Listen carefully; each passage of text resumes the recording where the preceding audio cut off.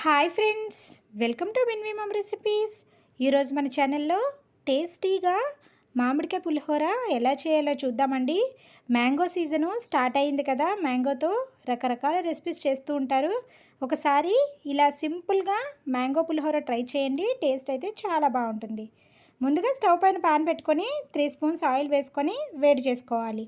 పులిహోరకి oil ఎక్కువగా వేస్తేనే పులిహోర పొడి పొడిలాడుతూ వస్తుందండి, కాబట్టి 3 స్పూన్స్ వరకు యాడ్ చేసుకోండి.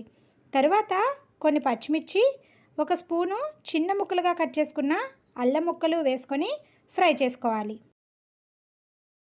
ఈ విధంగా అల్లం పచ్చిమిర్చి ఫ్రై అయిన తర్వాత కొన్ని పల్లీలు, జీడిపప్పు కూడా వేసుకొని వేయించుకోవాలి.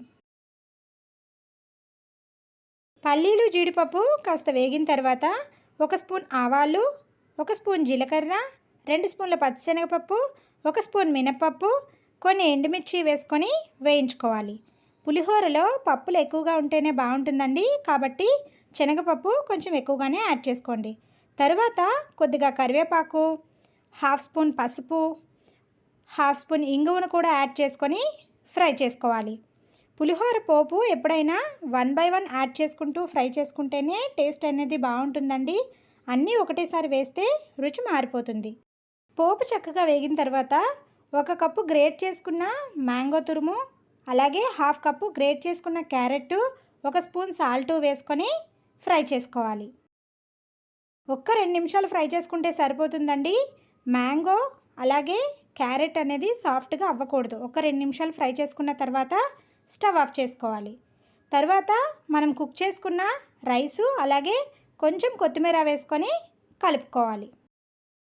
అంతే అండి, ఎంతో సింపుల్గా టేస్టీగా చేసుకునే మామిడికాయ పులిహోర రెడీ. ప్రతి సీజన్లో నిమ్మకాయ చింతపండుతో ట్రై చేస్తూ ఉంటారు కదా, మనకి ఈ సీజన్లో దొరికే మ్యాంగోతో ఒకసారి ఇలా ట్రై చేయండి, టేస్ట్ అయితే చాలా చాలా బాగుంటుంది.